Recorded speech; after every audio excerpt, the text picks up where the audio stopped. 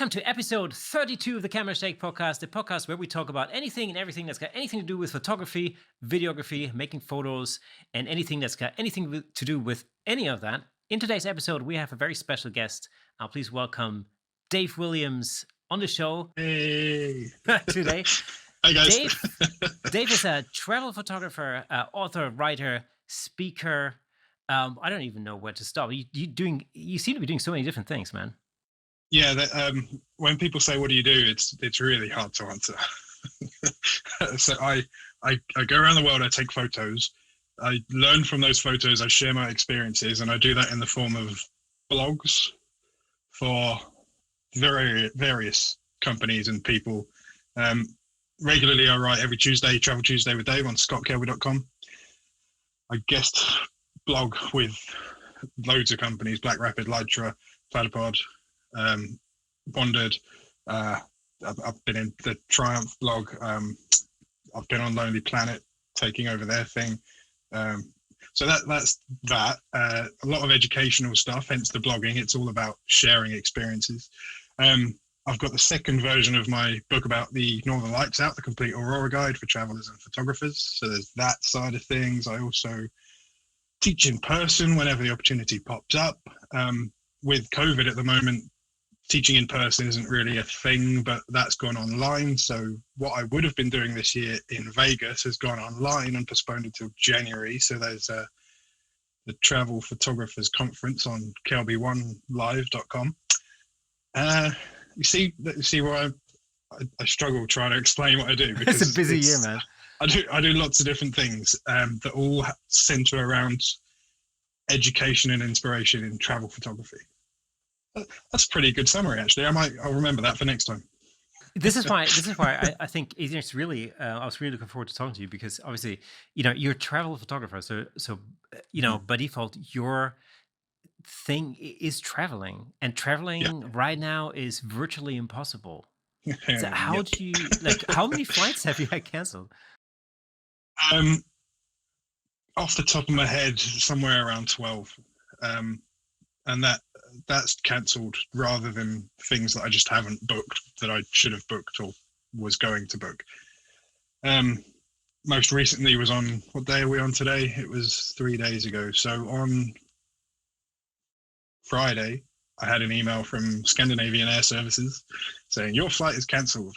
Great, thanks. That was the third booking for the same trip, the same plan. So I'm now on the fourth version of that trip, which hopefully will be on Friday. So this Friday, going to Norway. We'll see. It's crazy. The market's gone insane, and I don't know where we are with airlines and government bailouts and things like that. But every level of the travel industry, which is something I naturally sort of by default promote, is upside down. Airbnbs all over the place. People that rely on their second home or whatever for an income are losing it. The amount that I've had rejected on Airbnb because of quarantine issues and things like that is insane as well. So yeah, I mean, this virus, this pandemic is turning the world upside down. And obviously there are much bigger issues than just travel, but this industry is going to take a lot to recover. We'll see what happens with this vaccine, shall we? I mean, I think, especially when traveling is such an integral part to what you do, it has much more of an effect, I think, on you than it may have on somebody who's, who can quite happily work from home and isn't necessarily that affected. There is that, yeah. So obviously working from home is the thing that happens after the traveling, or I need the content in the first place. And then when I've got the content, I am working from home the whole time because I'm editing the photos, writing things, teaching the classes, whatever it may be. But as you said at the start, traveling is the root of all this. But if you go personally, for me, underneath that, I travel because traveling makes me happy, and I've found a way to make an income for me. Traveling is, if I wasn't making an income from it, I'd be doing it just far less frequently. So yeah, it's having a toll in many different ways, economically, psychologically. Yeah. There's no answer. There's no sort of point to it, is there, to to the comments that come out of it, because nobody knows the answers, not yet anyway. Yeah, it's having a massive effect. We did an episode recently with a few previous guests, and one of the topics that came in answered like advice and sort of talking about how to get through the current lockdown. And one of the topics that came up over and over again was mental health. And we all shared some experiences around how that's affected us. And obviously knowing that you were coming on today and that you are a travel, a big part of what you do is travel photography. That's the type of photography that you have to have a passion for and love doing before anything else. Yeah. And so one of the things I definitely wanted to ask you today was, how has this really affected your mental health and psychology, as you said a second ago? And it's something that I'm quite keen on, because I know how it's affected me, and I'm really interested to hear other people's take on it and how they've got themselves through it. Firstly, it's interesting and good that we're able to talk about these things, because a few years ago we wouldn't have been having this conversation. So that's cool. But I don't know. I just keep rolling my eyes at things, sighing, and searching websites, looking for things, looking for opportunities, and not finding them where before they were so plentiful. Like just cheap flights. I rely so heavily on cheap flights to get maximum profit from images and various other things. And these cheap flights are just not available anymore. And you see the likes of Wizz Air, Ryanair, EasyJet having Black Friday sales right now. And you click on it, and there aren't actually any reductions. They're way more expensive than they were before, and there are far fewer of them. And all this and everything else adds up and takes a massive toll. And when you go beyond that to paying your bills and making your living, that's where the problem comes. And fortunately for what I do, the way I do it, I don't have to keep traveling. I travel because I like traveling and I want to, and it gives me new content, but I can recycle old things and I can pick up lessons from things that I've done before. So it's lack of the things that I want to do rather than lack of the things that I have to do. But those things that I want to do are things that I have to do for my mental health. I love to travel. It came about, I don't know, 2008, 2009, massive event in my life that changed things for me. And I realized that I hadn't really seen the world. And I was a big fan of National Geographic and looking at all these books of these cool places. And there was this, there was somewhere in particular that went to the top of my list I still haven't seen, which is Fly Giza, which is I think it's in Nevada. I'm pretty sure it's in Nevada, in the middle of nowhere. It's about an 8-hour drive from civilization, and it's an artificial geyser that spurts hot water. It's the result of some plumbing accident. It's nothing natural with it at all, but it's got this buildup of some silica or something that makes it look cool, and there's all this color to it. That's the reason I wanted to start traveling. And it just turned into list after list of things I wanted to see, things I wanted to do, which then, along with my photography hobby, turned into a way to make money. Tried various routes, including wedding photography, headshots, corporate stuff, all this stuff that you go through, that every photographer pretty much goes through to figure out what their niche is. And that's when I ended up on travel photography and learned how to make a living from it. And that living, fortunately, is still there for me. Not being able to travel is a burden because of cancellations and things like that. And every now and then insurance says, no, you're not covered. But it's that taking a toll on my mindset and on my outlook on life. And at the moment, like last night, for example, there was a massive solar storm. The skies were clear across the Arctic. The northern lights were incredible. The people that live there have been making me so jealous on Facebook, posting their pictures of the northern lights last night. And these are the things for me that are messing me up. I should be there. I want to be there. I want to create content. I want to show as much as I can. Every time I go there, I learn something new about how to take certain photos and do certain things. And that's what's putting the pressure on me personally. other people, obviously, there's so much more going on, like not being able to pay the bills or losing friends and family is really extreme. So my situation's okay. It's just annoying. That's the answer to that question that was about 5 minutes ago. That's how it always goes on this podcast. Well, I think travel photography is one of the things. I think that a lot of sort of aspiring photographers really just dream of being able to travel the world, and of course with Instagram you see a lot of that, and whether sometimes it's real, sometimes it's not, whatever. But it always gives the impression as if it's always wonderful and great and awesome anywhere else, but where you are at the moment, Yeah. And so and the thing is, I tell you what, I've read something. One thing that it really made me think, like I really wanted to talk to you on the podcast, was because I read one of your blogs, and that was really something that I found personally very inspiring, because it was a blog about, I can't remember the exact titles. It was something like you don't have to like travel far from home in order to be a travel photographer, or something like that. Yeah. Right. Yeah. And because travel photography is a pretty unique genre of photography, because if you look at any other genre of photography, it's got a specific thing, a specific element to it. So headshots, you're taking a picture of this. Weddings, you're taking a picture of two people getting married. Cars, you're taking photos of cars, etc., etc., etc. Travel, it's all of those things. You could be taking headshots, or you could be taking portraits of some style, or landscapes, or macro, or food, or cars. All these things that are travel photography.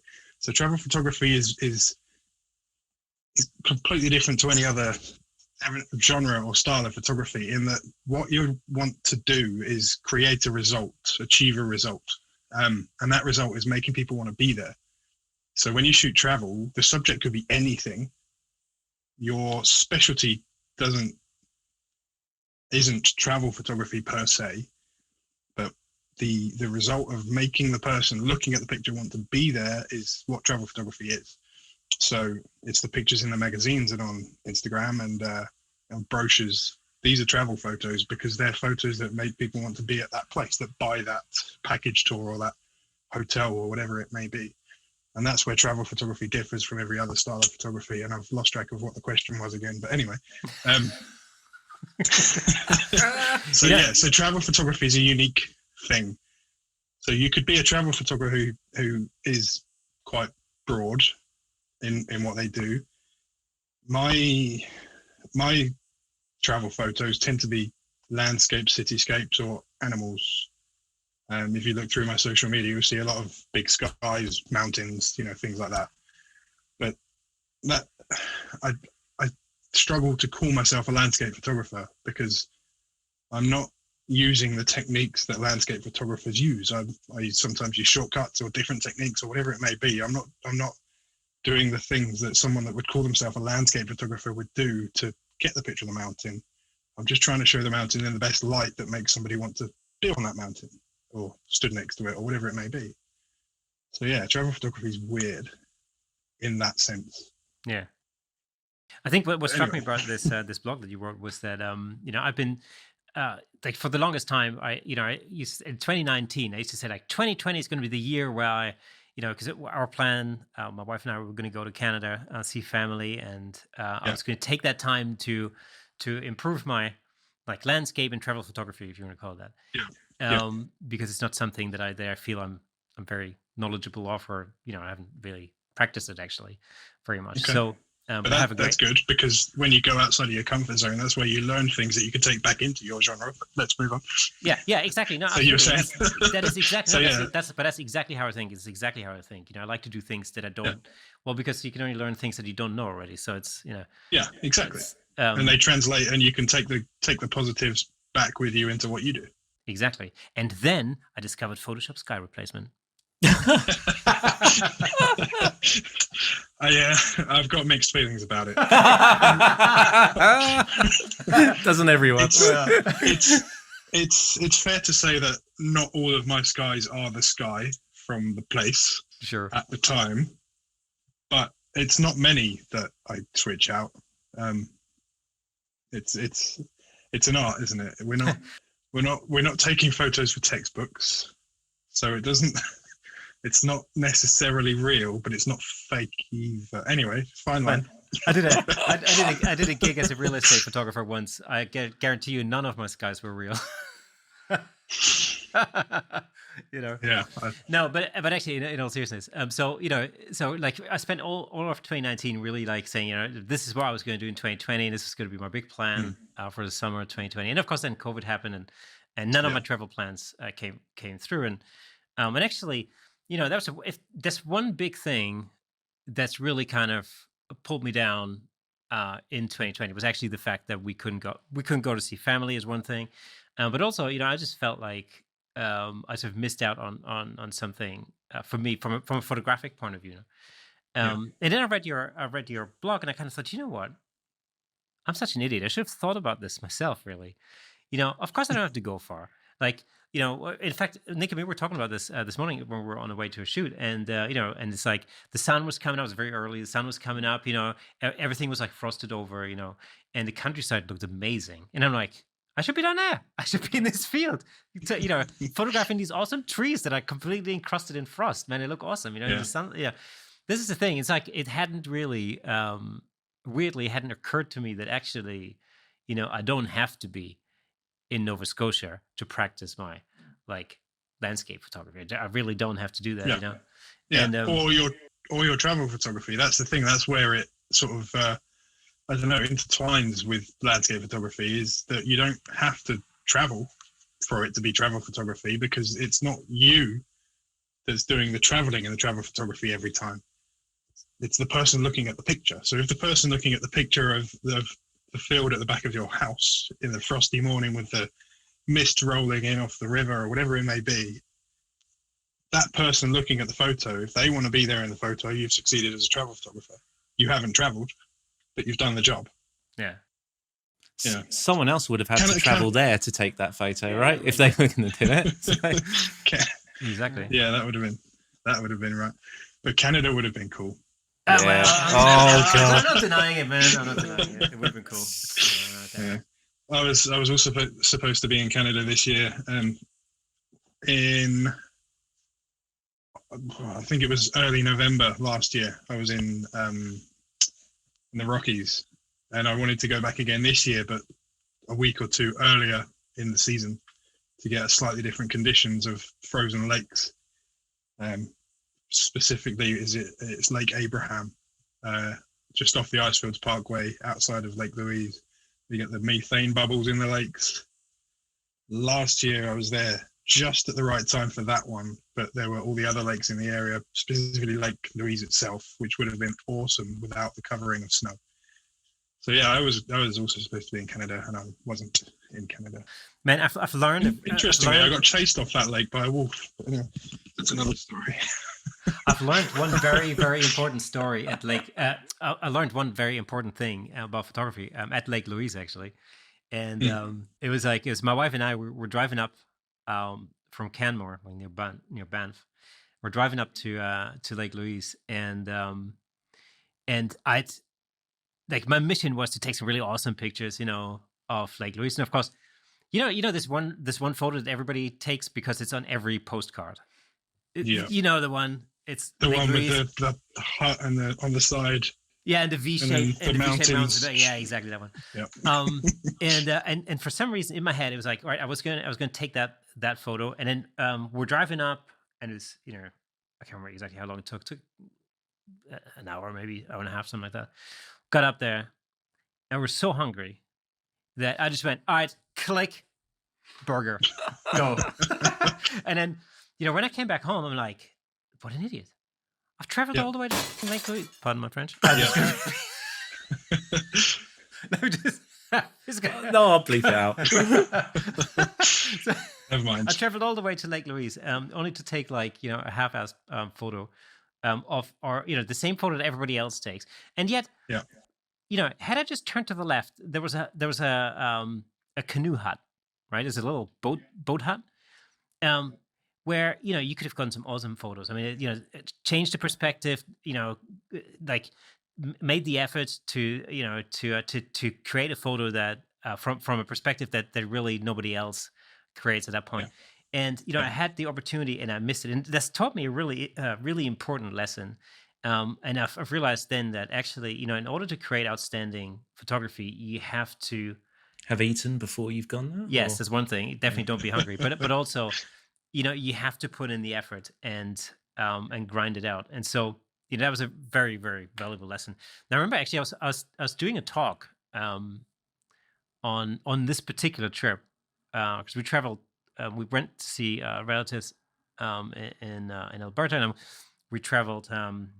We drove from Seattle to San Francisco, but via Idaho, and like we just took some detours. And I had to talk about this, and it was really just for me. This really was actually an educational experience because, like I said, it just taught me a lot.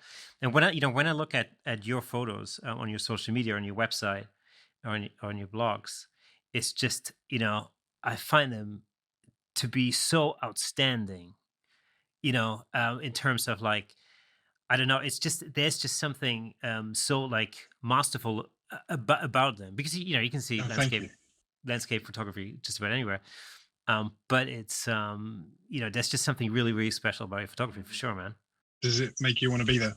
Oh, absolutely, 100%, Oh, 100%. Yes. So it's like I was because you have two Instagram accounts. One is like your main Yeah. account, and then you have a behind the scenes Yeah. account. And my wife and I were looking at some of your photos, and I think we were looking at some of your behind the scenes kind of photos from your last trip to Alberta. And my wife's born and bred in Alberta too, and it was just like one of these things. We're just looking at your photos and thinking, oh man, we so want to be there, unbelievable.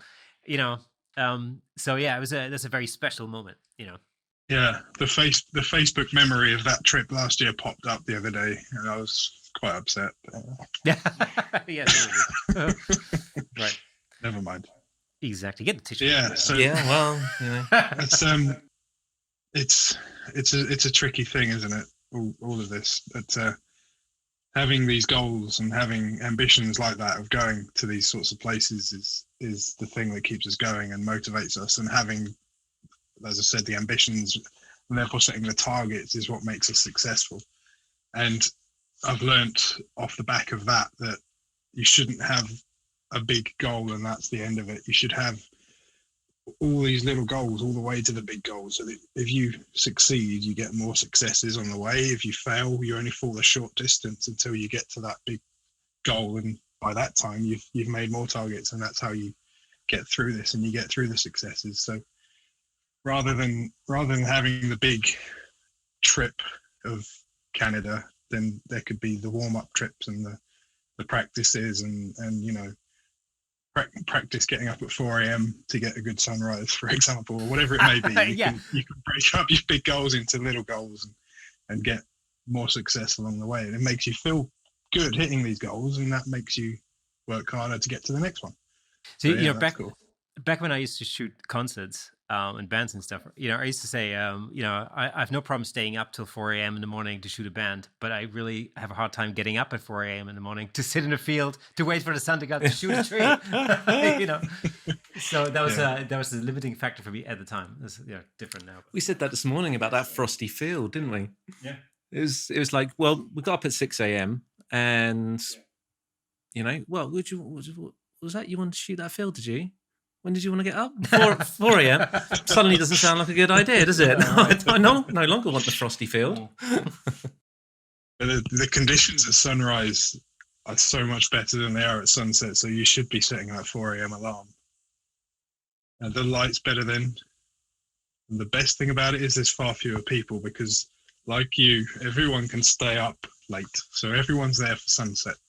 But it's quite often the case that there's nobody there for sunrise. You've got the whole place to yourself with the best light. Everything's peaceful and calm, and that's one of those little goals that you've ticked off, that you've done that and you're ready for the rest of the day.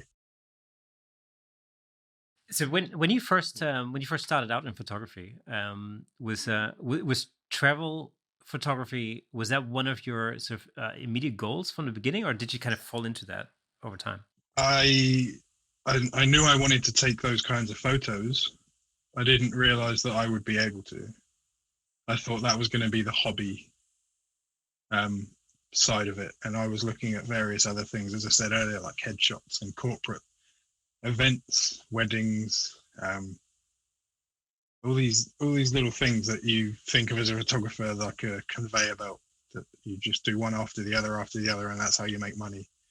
That's where it started, and that's where I learned that actually I wasn't really enjoying that as much as I thought I was. My feet hurt. It wasn't very creative, and actually I could do the type of photography that I wanted to do because I'd worked through the hobby side of things. I'd worked out how to do the creative side of it, and I needed to just work on the business side of it. And the business side of it was just constantly forming connections and working hard, improving myself and reaching out time and time again. I mean, the amount of rejection I've had is insane, but it's amongst those rejections that I've had the successes. It's a thing you have to be prepared for. And if you want to be a travel photographer or whatever you want to do, keep working at it, because there is a way to do it. And as long as your skill allows you to do it, then you can. But yeah, those rejections are insane. There was so many. If I'd given up after a couple of rejections, I wouldn't have been anywhere near this. So yeah, you keep working and keep working at it. And it's also through having done the weddings and the headshots and everything else that I worked out what I really wanted to do. But I also picked up things in those fields, those genres, that I was able to carry over, like I was saying to you just now. So yeah, it's I don't regret having done it, but I'm also happy that I don't do it now. I think rejection is a really important point, and you don't hear people talk about it all that much. Yeah. How you know, 'cause hopefully amongst our our viewers and listeners that we've got some people who are perhaps starting out in their career or starting to push themselves a bit harder. Maybe want to turn at least semi-pro or pro. But how do you go about dealing with those first few or first lot, so to speak, lot of rejections? How did you keep going? Some of them, you're going to get a rejection, but you have to do it anyway. And that's how you get your sort of name out there and people recognize you and work out who you are, because if you keep landing in their inbox, not in a harassing kind of way, but if you keep landing in their inbox with ideas, genuine ideas, that's how they learn. And eventually you can work out, well, that won't work, but how about if you put this spin on it? Or if they say no, then you can ask them, can you tell me why not? And if they don't tell you why not, it doesn't really matter. But if they do, then it's something you can push forwards with. You should definitely not let it get to you. Really, really not let it get to you. Because as with everything, there are going to be a lot of, I say everything, as with most things, there are going to be a lot of failures and a lot of rejection. Writing is another big one. The same thing goes there. The amount of people I've reached out to with ideas for articles or even book ideas and things like that have rejected me, it's not worth worrying about the rejection, but looking at what you can improve on or what works. Great example being Rocky Nook. At the moment, I'm talking with Rocky Nook about ideas. And we had an idea about 18 months ago that had the green light, but then it stopped. The publishing team changed and the whole idea ground to a halt. But it's keeping that relationship and working on these things rather than dwelling on the rejection, or in this case, as you wouldn't even call it, like some kind of post-rejection. It was green light and then it wasn't. If you let that get to you, you're not going to get anywhere. You just need to keep pushing and keep striving and pushing for showing your worth, really, until you get lucky. And this is the thing, it's until you get your lucky break. Everyone keeps talking about the lucky break. Photography and writing and loads of other aspects of life, but luck is this is something a good friend of mine, Peter Treadway, claims to have come up with this, and I'm pretty sure it was me. But in either case, I'm going to give him credit. Peter Treadway said to me, the harder I work, the luckier I get. So luck isn't about luck. It's not about chance. The more effort you put in, and the harder you work to prove yourself, the more chance you have of success. So the harder you work, the luckier you are. It's nothing actually to do with luck. It's to do with hard work. So these rejections that you get time after time, they don't really matter. It's what you take from that rejection and take forward what could work and keep at it. Don't bother with letting rejection get you down. You make your own luck. Sometimes you don't even get rejected. Sometimes you just get ignored. Well, I think that's actually, that's probably a lot worse in many ways. It's a lot worse, but I also think, it's like you said, the more often, without being annoying or anything, but the more often you land in somebody's inbox, the more chances you have of they'll see your name popping up. There's Instagram's a lot like that. I've had some people reach out to me from Instagram just by tagging them a few times. You get on their radar and they notice you, they see your name pop up, and then they reach out to you rather than reaching out to them. So it's getting yourself known, getting your face out there, building the connections, which is photography is a very social thing, but it's very strange socially, because for some reason we all compete with each other, and I don't like that at all. I don't like the idea of photographers competing, because we're not competing with each other. Let's take the example of wedding photographers. So you and I, it turns out, are in the next town, right? I had no idea, but you're over there in the next town to me. So I'm a wedding photographer in this town, and you're a wedding photographer in that town. And it's quite often the case that people don't want to share how to get a certain picture, how to get a certain look, because of fear of their competitors getting their business. But that's not really the case, because if someone's getting married in this town, they're probably going to choose me. If someone's getting married in that town, they're probably going to choose you. Yeah. So there isn't really any direct competition like there is in many other industries, and there's definitely not any in travel photography. I can tell you that. You either stand out to the person that wants to buy the picture, or you don't. There's no point going head to head with somebody, because it's all anonymous. Nobody knows one person from the next. The people that do get the business are the ones that stood out in the first place because of their own passion, their own skill, their own drive, whatever it may be, their qualities. So there isn't really, like there is in other cases, proper competition. So people should learn from one another. So yeah, there's that. And even if you do show someone precisely how you take a particular photo, they're never going to execute it in the same way. It's exactly. Like take Eddie Van Halen. Yeah, we were talking about him earlier today. You can say, he plays in this style, in this way. He uses this guitar and that. Give it to. I'm a bass player. I don't play guitar, but give it to me. I'm not going to play like Eddie Van Halen through that gear. It's never going to happen. That's exactly it. That's it. If you were a guitar player and Eddie Van Halen stood in front of you and said, "This, you do this with this turn, and you do this with this hand," you're still going to put your own spin on it. Yep. And you're going to have different conditions, and totally. Because ultimately, I think, and I say this from being a guitar player, it's you don't when you're first when you're first starting out and you're learning, of course, you think like, oh, wouldn't it be cool if I could play like Eddie Van Halen, for example. But once you've been at it for a decade or two, you want to be sounding like you. You don't want to be sounding like Eddie Van Halen. You want to be sounding like, Kirsten, or you want to be sounding like Nick, or you want to be sounding like Dave Williams. You don't want to be sounding like somebody else. And so, and this is the thing, I think in any creative art, creative art grows and develops, through copying other people, not necessarily copying, but learning from others who came before, in a way, and that's true in music. It's just as true in photography. I mean, it's not like, and that's why it's a big social thing, and photography should be a social thing. As I was saying, as we got onto that, you should have the social element to it, because that's how you learn. And it's weird that there's this tainted element of people thinking others are stealing their ideas. They're not. They're really not. It's everyone's picking up their own things. There's one thing you say, which actually, again, is something that stood out to me, is where you say, like, lend me your eyes and I'll show you what I see.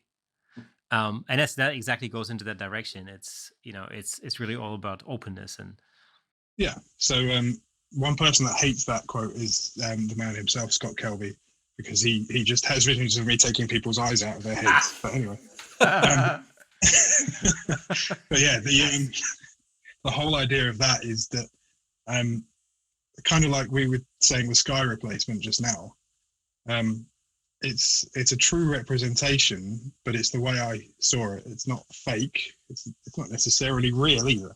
It's the way I saw it. So when I was stood in front of a particular mountain or lake or whatever it is, and I took the photo, I'm showing it to you in the way that I saw it, the way that I want to portray it, which isn't the way it's going to end up in a textbook.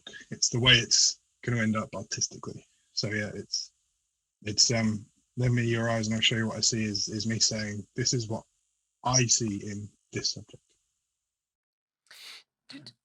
There's this big divide between what's it called? I think natural history photography or something like that, where everything, like, nothing can be changed. Everything has to be exactly as it was. No photoshopping allowed and everything.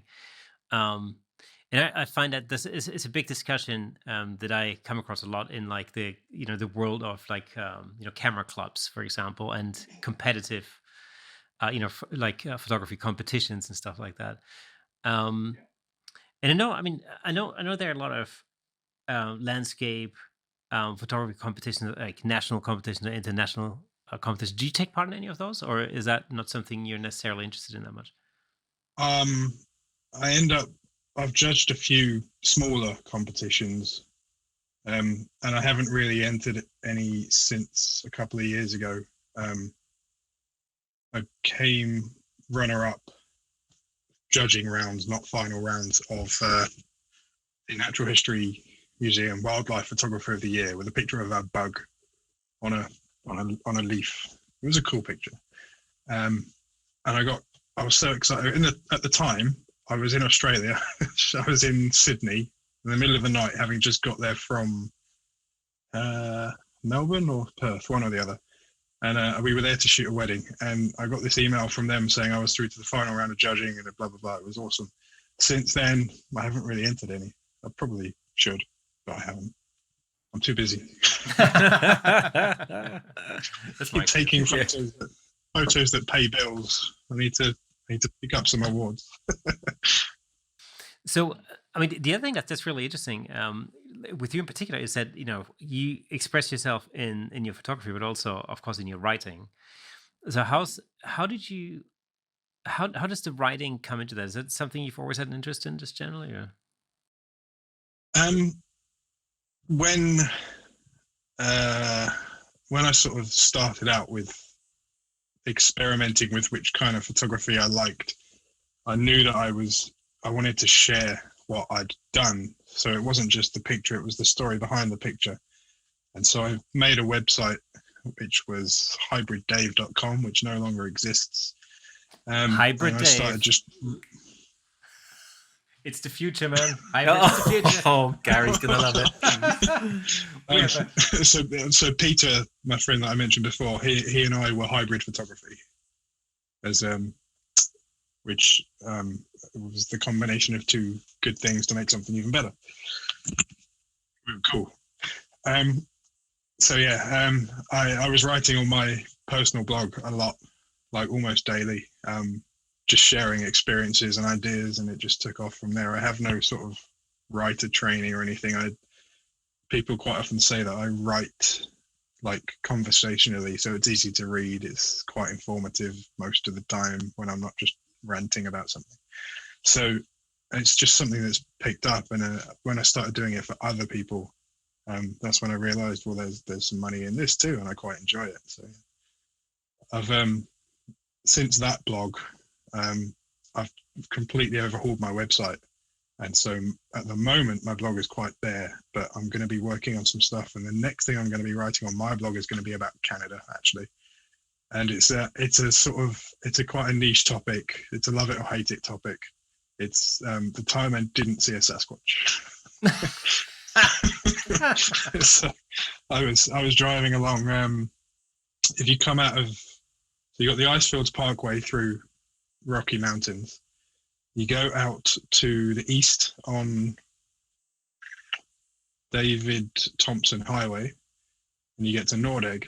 And I was near there, and I saw footprints in the snow that were 1.5 times the size of my feet shaped, and there were definitely 2 of them, not 4. And they were spaced about a 2-meter stride through the snow uphill. So that's the time I didn't see a Sasquatch. There'll be more of that. That story will be expanded on quite heavily on my blog with pictures. But anyway, that's the next thing. But yeah, no, the thing about writing is, see, that's why I write, because because I've got things to write about. I go off on a tangent, and it's usually engaging, But yeah, it's a good combination to put words and thoughts to the pictures. And it's also good for other companies that want me to write on their blog, because I can write about their products with stories, with experiences, and push people to buy certain things marketing wise. Yeah. Well, see, I mean, the story behind pictures is always, that's the thing that's always interested me, because and I think Nick's really the same. You know, it's really the story behind the picture that is the one of the most interesting things. Whether it's how that picture was made, what the intention was, behind that picture. That really that's kind of what carries all the information, really. Yeah, and there's quite often if we go back to failures, there's quite often the stories of the failures that led up to getting the picture, like how many attempts, how many 4 a.m. alarms until you got the right light, all these things that do lend themselves to becoming a story. Even at the expense of myself, I will quite happily write about screwing up, falling over, etc., for the sake of a story. Yeah. But it's like, it's very often, I mean, those are trials and tribulations that you go through in order to create anything. And again, we're talking about photography, but the same thing could be true for, like, writing music, for example, or creating a painting or whatever it is, or writing a play or something like that. It's I think sometimes people have this misconception that it's like, you rock up, you point your camera at something, you click the shutter, and there it is, and that is it. And yeah. And that's why people say, that's really good. What kind of camera did you use? Doesn't matter. Doesn't matter what kind of yeah. What filter was that? Give me your camera. Anyway, so yeah, that's I hate that. What kind of camera did you use? Oh, I saw a meme or something recently. It was a meme or a short post or something about asking a chef what kind of oven they used and things like that. It's comparable to that. Obviously, I'm speaking to an audience that doesn't care because they know, but everyone else, stop it.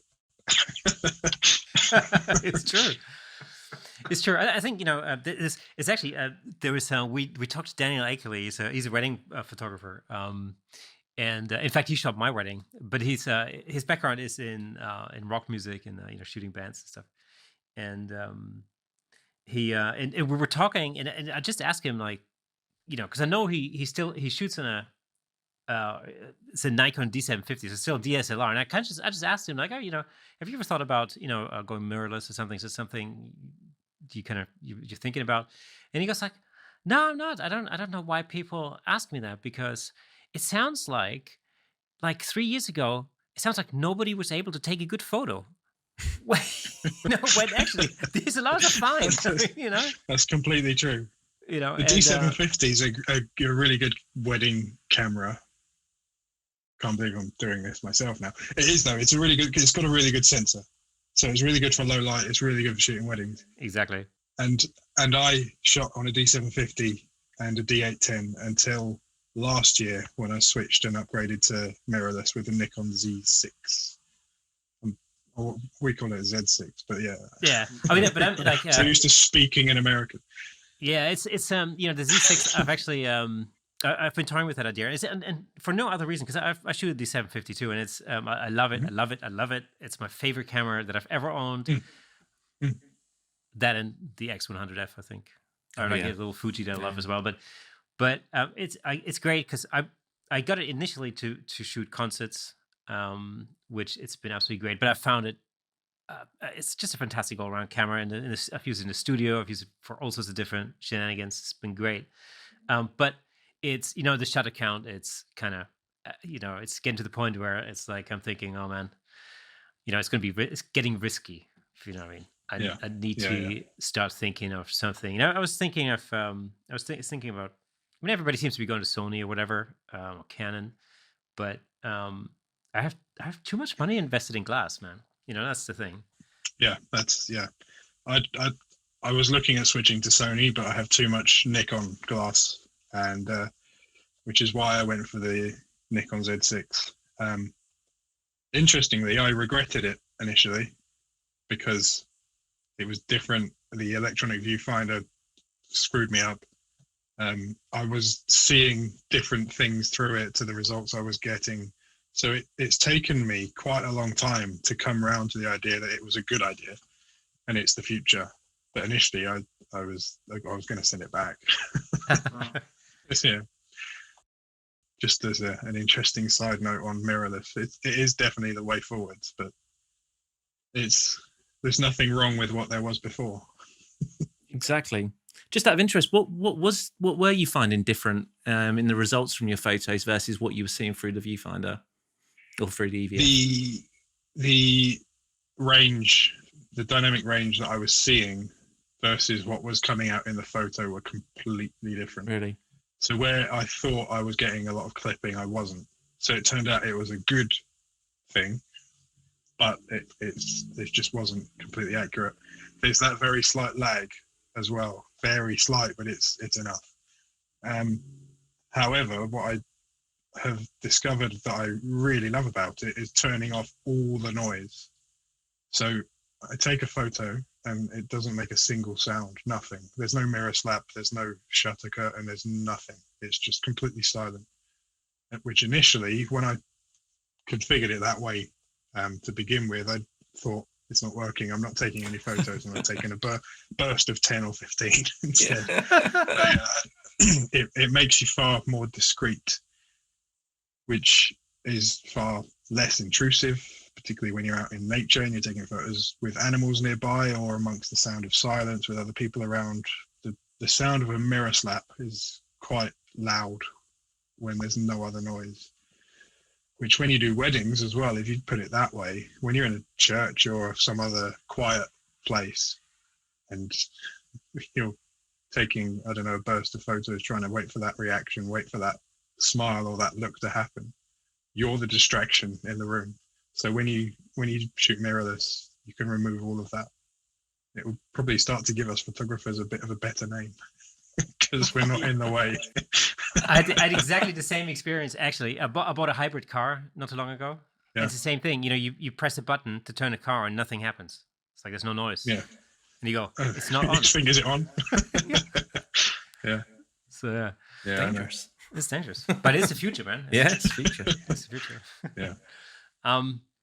Yeah. So it's an interesting step. Do you find are you using the adapter for the for the Yeah. the Nikon lenses? Yeah. I haven't noticed it give any negative issues. But the word noticed is quite key there. It might be. I'm not seeing it, but it might be. It's just a hole, isn't it? It's just a hole so it's just putting a little more distance between the lens and the sensor. But the sensor and the lens themselves deal with that, and it's the link between the new body and the old lens. It's the new communication between the two, rather than having the Z series of lenses. So I don't think they're a bad thing. They make it a little bit bigger, but it's the cost-effective way to keep all your expensive glass. Yeah, well, that's exactly why I've been thinking about it. Yeah. Yeah. Have you heard of other issues? Do I need to know something? No, not at all. No, not at all. I've been looking at the Z6 II recently. It's I mean, I sort of put this reality check on myself sometimes, where I think like, okay, well, the Z6 II, man, it's got all these, additional features and it's awesome. And then I'm like, but I don't need any of those. I actually don't need any of Yeah, those. exactly. Everything that you have now is fine. Yeah. It's something you want. And every now and then you need to do something you want. But Yeah, exactly. the trade-in deal that Nikon has for the Z6 II and the Z7 II look pretty good, though. They're pretty tempting. Yeah. You get quite a big discount and quite a bit of cash back. Yeah. Anyway. Okay, so with your writing, I mean, you write a number of things, and I want to talk to you about two things. See, you're doing the Travel Tuesday on ScottKelby.com. How did you get involved with that in the first place? Don't really know, to be honest. It's one of these things, like I was saying, you need to build connections and build relationships, and that's how it happened. But the actual how it happened, I don't really know. So Pete and I met Scott for the first time in London 6 years ago. 20, I think it might be 2014. I might be wrong. But it was when he came over for his worldwide photo walk. He came to London. We sent him an email and just said, look, hi, you're amazing. If you want some company when you're in London, we'll take you for a burger, because, whatever it might be. It was an email along those lines, which turned into, yeah, cool, that'd be nice. Let's go for dinner. Oh, okay, cool. When he came, we met up with him for the walk. We met him before, we met him after. And then the next, was that then or was that the other way around, actually? I might be getting this all muddled up, but he was also over for Shoot Like a Pro, which was his tour of photography convention, of photography classes. And he did that in London as well. I think it was the walk first and then that the next year.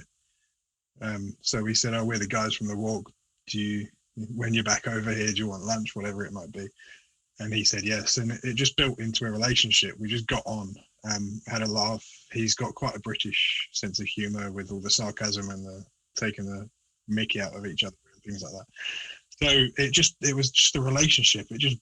It was communication that turned into something that stayed in touch, that wasn't necessarily business minded, but turned out to be, because 2.5 years ago, he just sent me a text saying, hey, I want you to write my blog every Tuesday. What do you think? So, yeah. Done. Sounds good. But that was off the back of writing. He was noticing my writing for other people. He was seeing what I was doing. And I think I'd written an article for Photoshop User Magazine at that point as well, which is a publication that he owns. So yeah, it was just a text, but it was off the back of building a relationship with somebody, which is why it's important that photography is social, as we were saying before. It's networking and getting to know people. Even if it doesn't turn into something, there's the chance that, like this, it has turned into something. And there's only one guest writer on his website, and it's me. So it obviously worked. He's the world's biggest photography author, or the world's biggest selling. He's got the most books, however you want to phrase that. Yeah. And I'm the guy that writes whatever's in my head every Tuesday on his blog in front of thousands of people. So yeah, just keep building relationships, work on networking and pushing yourself, improving yourself. Be the guy that doesn't harass people but gets in their inbox. Yeah. It's a great blog though. As we said, there's I was only I think it was yesterday or the day before I was reading your blog about the Blue Hour. There's a lot of, again, I'm quite obsessed. I think we're both quite obsessed with light and lighting, but there's a lot of stuff in there that I really I'd never heard of, like a nautical blue hour, not blue hour, a nautical Twilight. That's right. Yeah, stuff like that. It's super interesting, man. That was new on me too. So there are all these different things that have different effects, and they all last different amounts of time, and they're all governed or dictated by scientific rules. And so there's astronomical twilight, nautical twilight, civil twilight, and each one. So one you can see, one's just not got any sun, and then one you start to see stars, and then the other one is dark. That's the difference. But if you didn't, not necessarily not, you don't have to know all the technical bits about it, but as long as you're aware that that's a thing, then it becomes a consideration that changes your photography. Because instead of going, well, the sun's gone, I'm going to take a photo, it must be blue hour. Well, it's not necessarily blue, or the same kind of blue, or which way are you facing? You know, is there going to be some orange on the horizon because it's not nautical twilight yet? It's still civil twilight. Is that the right way? Yeah, that's the right way. So there's all these considerations that change your photography and change what you're shooting, and these things change based on your location and the time of the year. It's not something you need to fully understand, but it's something that if you're aware of it, changes your decisions and changes what you're doing. And yeah, so it's cool that it worked. It got through to you. Yeah, well, absolutely, yeah. When you plan a trip, like let's say to Iceland or to like northern Sweden or Norway or a place like that, how well is that planned through? Like what I mean is, do you plan like every trip?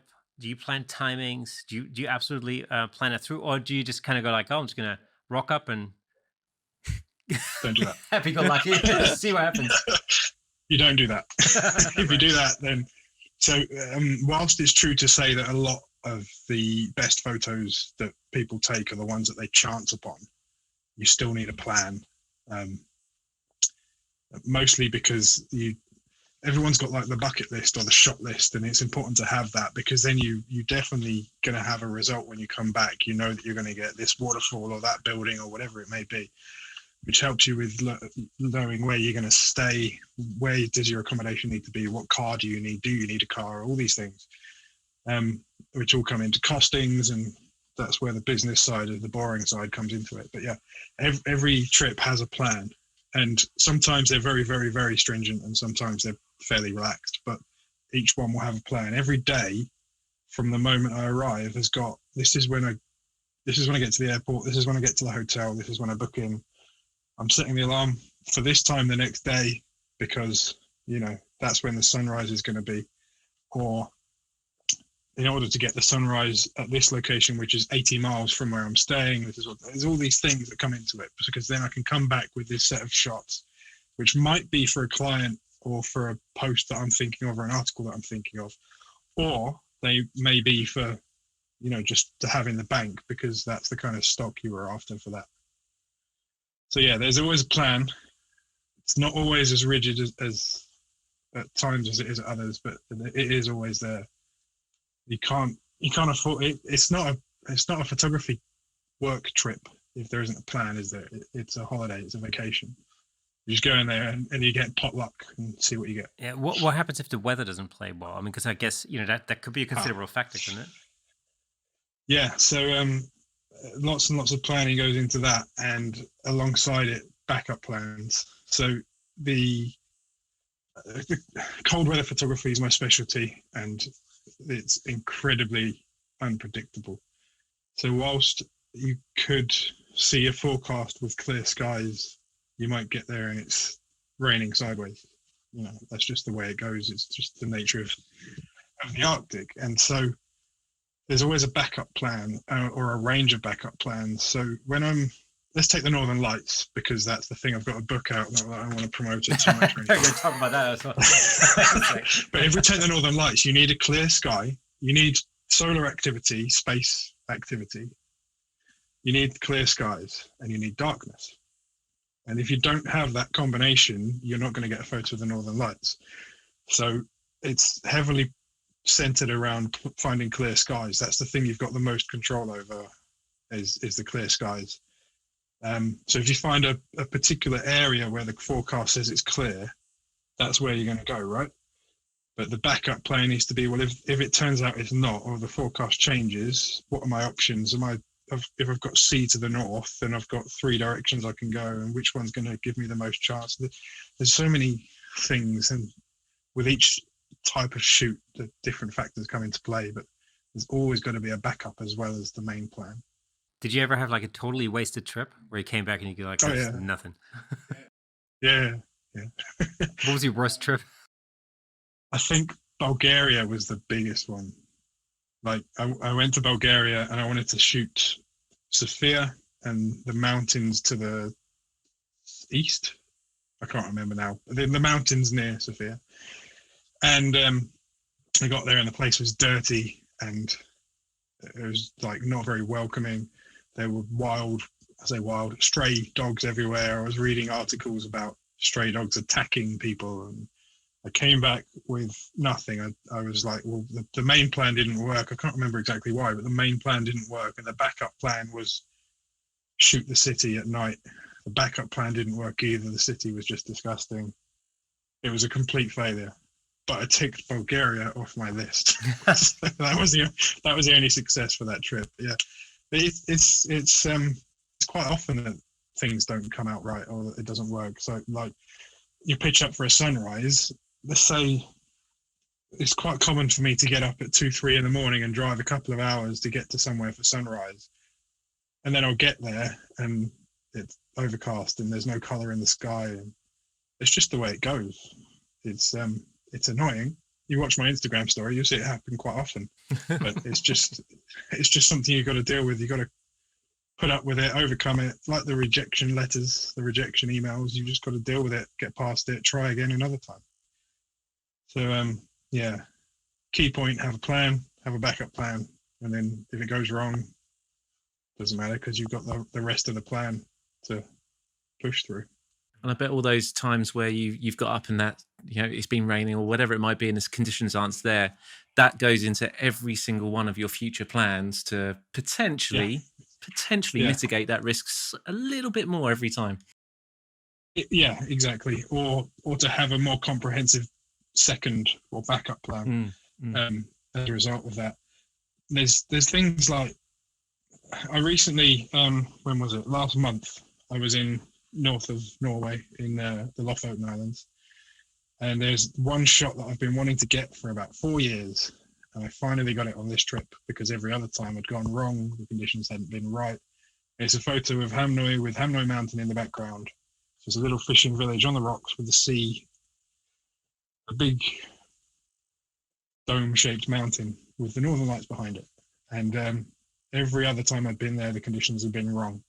And I finally got it last month after 4 years of trying. So yeah, I mean, that was trip after trip after trip, where that was the plan was to get that picture, but I couldn't. The conditions weren't right. It was too cloudy. There wasn't any Northern Lights, whatever it was at each time.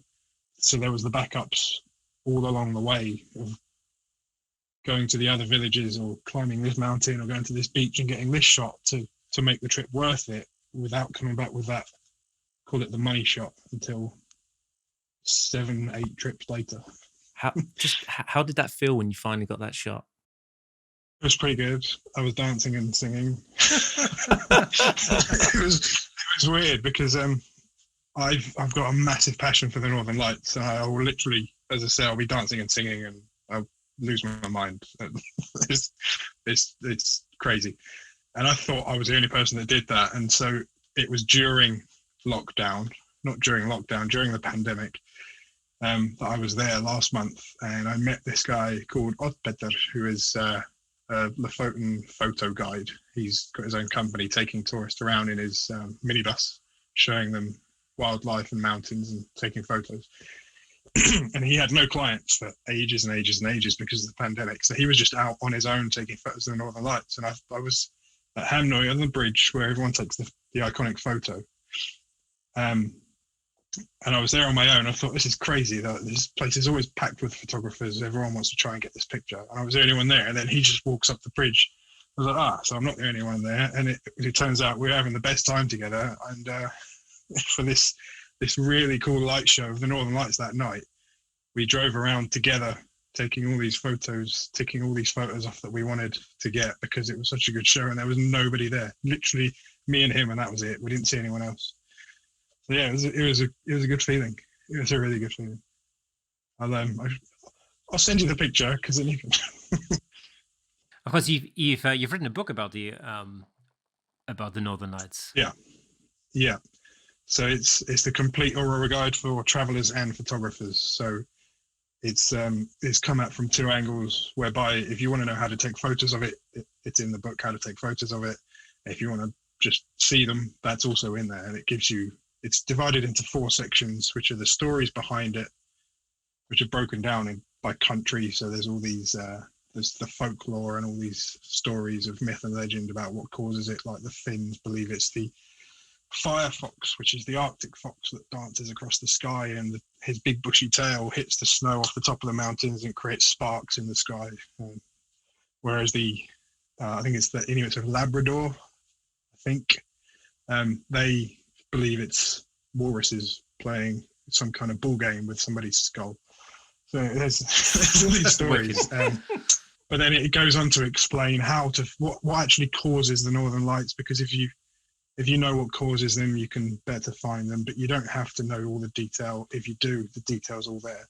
Then it tells you how to find them, and then it tells you how to take the photos. It's pretty comprehensive. It's not a huge book because it's quite a niche subject, and there's not a great deal of information to go over, but what information there is very valuable if you want to find the northern lights. How often do you travel to photograph the northern lights? At the moment. Yeah, normal circumstances. 2019 style. I'd be, throughout winter, I'd probably make 2 trips a month to somewhere cold. Oh, really? Okay. As I say, the cold is my specialty. But I was in Iceland in July. I was in Switzerland in February. I was in Norway last month and the month before. And I was in Italy in April. That's it. That's my 2020. And that, as I say, it'd be 2 trips a month, and that's 5 for the year. So yeah, I mean, the answer is twice a month, roughly. Right.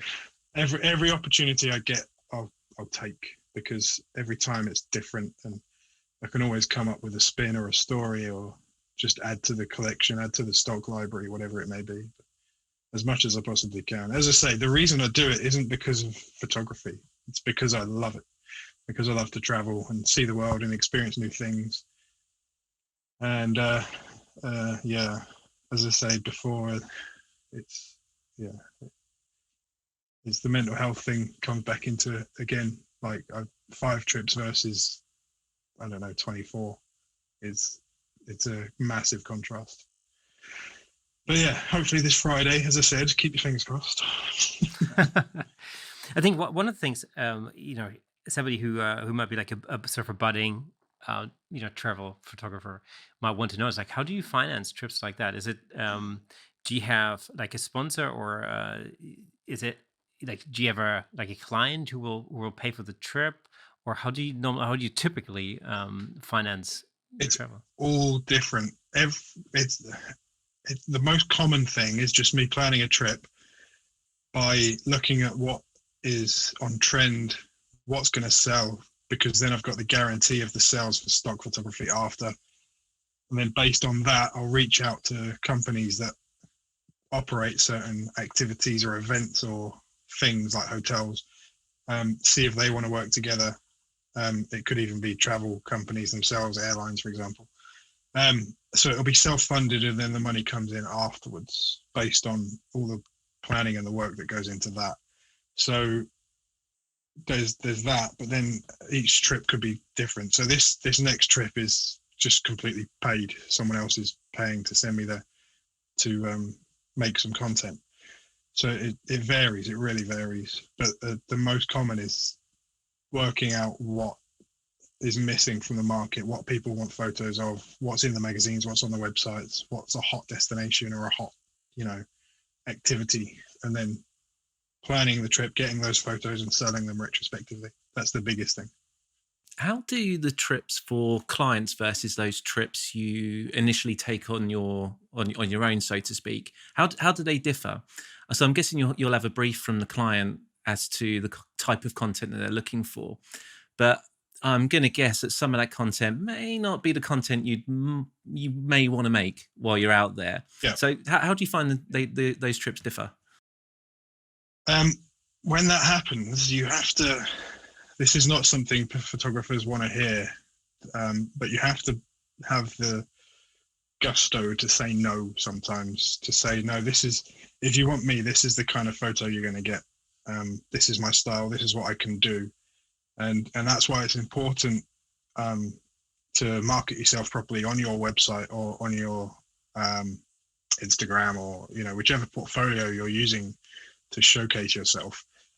It's got to be an accurate reflection of what you can do as a photographer. It can't just be this one incredible shot I took one time that I can't replicate again. It has to be a true representation of yourself and your style as a photographer, because then your client knows what they're going to get. And if somebody picks you because, I don't know, let's say they pick you but they don't know what you do, well, that's kind of counterintuitive and shouldn't really be happening in the first place. If they do pick you and they say, this is what I want, but this is what you actually shoot, then they're not the right client. It's not the right fit, and you shouldn't take that job. Does that answer the question, or is that way off? No, that's you have to be brave enough to say, no, that's not my style. That's not what I do. It's very very easy to fall into that trap of always saying yes to work because you want the work, right? And I guess in the early days in particular, you may need to do that to make ends meet. At the end of the day, paying the bills has got to be number one. But as you start, making yourself regular work, you've got to, like you say, you got to know when to say no. That's not work that's going to fulfill me. I'm probably not going to do a good job for you because it's not really what you're after, and you're just doing both of yourselves a disservice, I guess. So and unfortunately it will quite often end up with someone being unhappy, and it will usually be them unhappy with what you've delivered, which means they might not want to pay you or whatever it might be. So it's a mistake to take on something that isn't a reflection of your style or a reflection of your work as a photographer. It's never a good idea to do that. You won't deliver what they're expecting. They're asking the wrong thing of you from doing it in the first place. Is there a place you haven't been to that you always wanted to go to? Lake Baikal. That was a pretty quick answer, wasn't it? I'm quite specific. Lake Baikal, Baikal, if you want to Google it. It's in Siberia, and it's the deepest freshwater. Does it need the word freshwater? It's the deepest lake in the world. But it's iconic of like Abraham Lake in Canada with the ice bubbles and the cracks and all that. It's that kind of a lake. But the bubbles are just that much bigger, and they get ice caves around the edges because of the climate, and it's just a really awesome looking place. So that's way up on the list. But getting there is 2 or 3 flights and a visa away, and Russia don't do a cost-effective visa. You have to pay quite a lot of money to go to Russia. I think it's about £120 roughly. Seems a lot of money just to go somewhere, just to pay the government to let you in. So Lake Baikal, that's top of the list. And that's ignoring the extreme answers like the South Pole, the North Pole, Have you ever considered any hot climates, like deserts? Oh yeah, I do go to these places. It's they're just not the focus of what I do, but you'll find Morocco and Brazil and Greece, Turkey. You'll find these places in amongst my photos. They're not really what I'm known for. So I do go there. I just sweat a lot. I'm not made for it. How do you deal with the cold? Like generally, like when you go to places like nowhere or something. Well, certain people just prefer certain climates. I prefer the cold. So there's that answer. But then there's like, I find it a lot easier to regulate my temperature with layering and clothing and things like that. The cold doesn't bother me. Being too cold doesn't bother me as much as being too hot. So it's just a personal preference. But then the other thing is I'm far happier in the snow than I am in the sun. I don't know why. I can't really explain it, but there's something.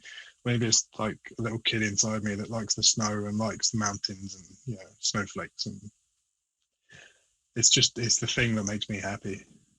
I can't deal with being too hot. I just can't stand it.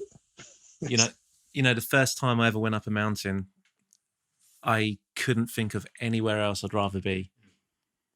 They say that deathly silence and whatnot. That's exactly what it was. It was the most comforting situation I've ever experienced. Loved it. I get it. Oh, I'm booking a new trip. I did a hike up a fjord to, what's it called?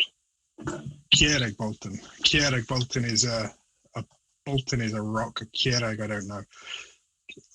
So it's in Norway, and it's there's this fjord, and the top of it has got this groove at this one point with a boulder sitting wedged in the middle. It's the kind of place you would have seen it, but you won't necessarily know that it's Kjerregbolten, but you'll recognize pictures of it. People standing on this boulder, and it's about maybe 4,000 feet from where the boulder is to the water and the fjord below. And that hike, I left at 2 a.m. in order to get to it for sunrise, and then hiked back. And that whole entire way there and back, I saw one other person. And it was that's the thing. That's the thing that makes me happy. Like with the like I was saying about the Northern Lights just now on the bridge. Being in the Arctic, remote, cut off, alone, I'd be quite happy if my phone didn't work. That's part of the thing that makes me happy about it. So, yeah. Whereas, as I say, the opposite end of it, if I'm sitting somewhere in the heat, particularly if it's humid, I just can't deal with it. I just stop working. Everything shuts down. Yeah, I mean, there's definitely something about mountains. In the cold, everything wakes up. Yeah. Well, there's also something about there's just something about just being surrounded by mountains. It's a very it's a different feeling. I think Yeah.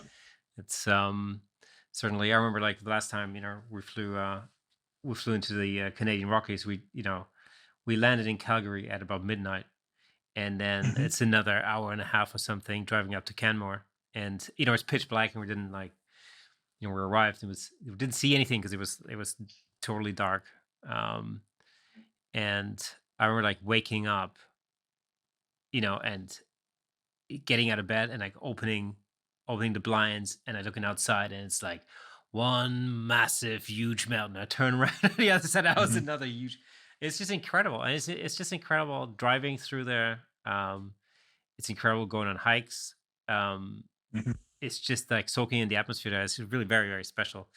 And it's one of these things where my wife was born there, but she's lived in the UK for a long, long time. And I think we both had this sort of sense of home. It's just a really weird kind of feeling. It's like I completely get that. When I'm particularly in Iceland, I feel like I'm home. I have no connection to it. I did a DNA test to figure out if I was Viking. I'm not Viking. I just feel this connection to these places. It's the tranquility, and it's the connection to nature as well. That you were saying about just now. It's just something that's in some people. Some people just prefer it that way. Some people prefer the beach. Yeah, that's fine. Yeah, and it's this. I mean, I love. Personally, I love deserts and everything. I've trekked through deserts. I trekked through the Sahara Desert with my mom when I was like 14 or something like that. And there's something very special about being on your own in the middle of a desert, in a sand desert in particular, and things sound different. You have different sensations.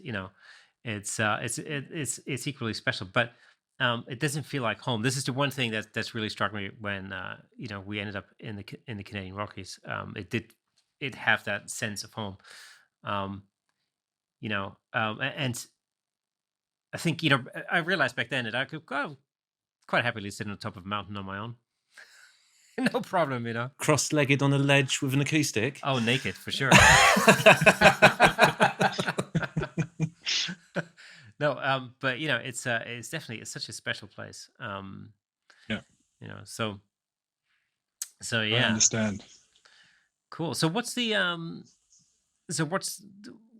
plan for the future? Like, what's your plan for 2021?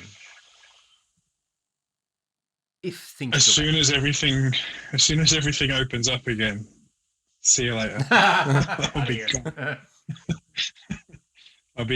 I'll be trying to find new things to put on the list. At the moment, the list is growing slowly because I don't want to, I don't know, upset myself looking at things I want to do that I'm not able to. But there are plenty of things sort of tucked in the back of my mind. Greenland's pretty high up on the list at the moment, to Ilulissat and Kingalussuaq, because of the glaciers and the ranges that they've got there. There's a lot of opportunity for awesome ice photography. There's a couple of things that I need to do in Iceland. I've got a couple of people in Iceland waiting for me as well that I was supposed to visit for coffees and to go up mountains with, but that's just been on hold for a while. In fact, one of them, there's a guy, Alex, who's he's in the Icelandic Search and Rescue, I think, but he does a lot of driving jobs in Iceland. And I met him while I was shooting Arctic foxes in the Westfjords. We just started talking one day. And ever since then, we've just been talking about doing something together in Iceland because he's massively into nature as well. And he wanted to take me to, I can't remember the name, he wanted to take me to the top of a glacier for the past year or so. So that's going to happen because at the moment there's just nothing going on. The Canada trip needs to happen early November, the one that didn't happen this year. Yeah, there's lots of little things, but it all depends on when everything starts again and what the world looks like when it starts again. Are the flight prices going to be similar? Are they going to be wildly different one way or the other?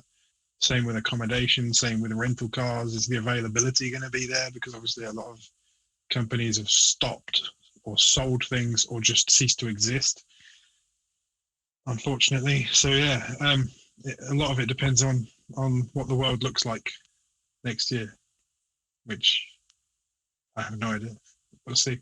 Well, fingers crossed we get back to some sense of normality at least. Yeah, we need something back to normal. Would you have any advice for anybody in the UK, especially?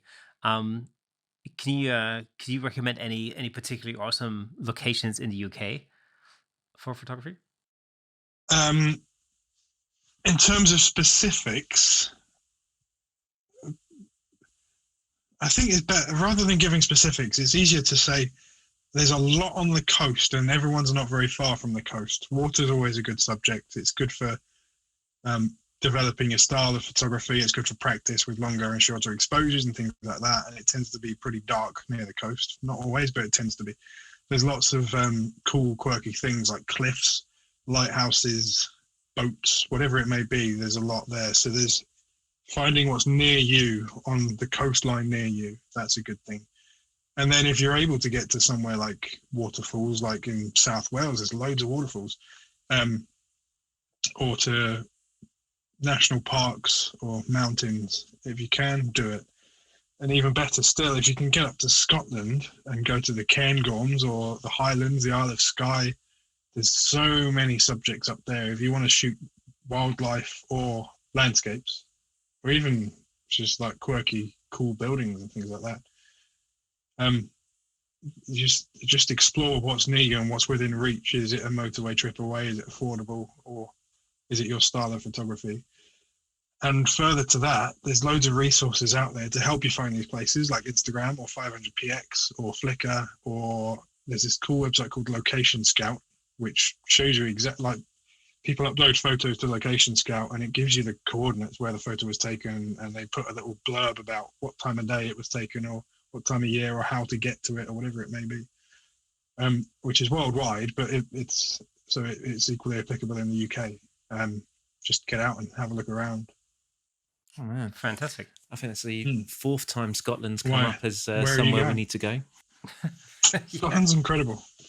It really is. I wish I'd started going there years ago, but it turned out that I was just up there 3 years ago, which is way too late, really.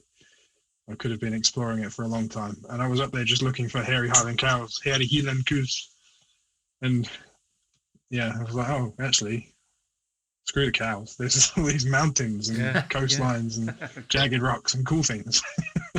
I've never been to Scotland, and I'm 30. I'm in 30s, and I've never been, not once. Can you believe that? That's sad, isn't it? Do it. Just drive up to Skye. It only takes a couple of days, day to get there, a couple of days to explore, a day to get back. Trust me, do it. Well, just write that down. Write that down. Put it on the plan for next year. Fly to Inverness, right? Fly to Inverness, rent a car, drive out of the airport. You're on the edge of Loch Ness. Explore the castles, and then go south, and you're in the Cairngorms in Cairngorm National Park. Got the Highland Wildlife Park, which has got loads of cool animals if you want to take some wildlife photos and make it look like they're not in a zoo. That's a thing. And then it's got the mountain range, it's got the cows, it's got the architecture, it's got the foggy mornings. And then you've got, deep fried Mars bars as well. So best of everything. Winner. And we don't even have to create an itinerary now. Exactly. It's just been done for us. I just told you what to do. Amazing. We should do like a Camera Shake podcast meetup. Oh yeah, in Scotland or something. Do it in Skye. Yeah. We have listeners in Scotland as well. Yes, we do. Yeah. Wicked. All right, I'll come. Perfect. Absolutely. Hey man, it was such a pleasure talking to you, man. It was absolutely fantastic. Thank you so much for coming on the podcast. You're welcome. And what can I say? Wish you the best of luck, really, for 2021. Thank you very much, and yourselves. Hopefully, it's sooner than 2021. Hopefully, it's Friday when the flight is meant to be to Iceland, but we'll see. Hopefully, this one's not going to be postponed or cancelled like the others. Well, we'll be hoping for you. Seeing that you are literally just around the corner from us. If you do find yourself stranded over here, just give us a shout, and we'll hang out for a beer or something. That'd be great. Yeah, and there's lots of cool places down by the river. Oh yeah, that's very true. Very true. Actually, it is very true. Cool. Right. Nice. David Williams, thank you so much for coming on the show. Thanks for having me. It's been great. It was a pleasure. And with that, we have come to the end of episode 32 of the Camera Shake podcast. As always, we're going to be back next Thursday. Don't forget to subscribe if you're watching this on YouTube. If you are listening to the audio version of this podcast, then you could scroll all the way down and leave us a little review or a little star rating. That'd be super nice. It would help the show out. It'd be phenomenal. But having said that, without further ado, we'll see you next Thursday. See you.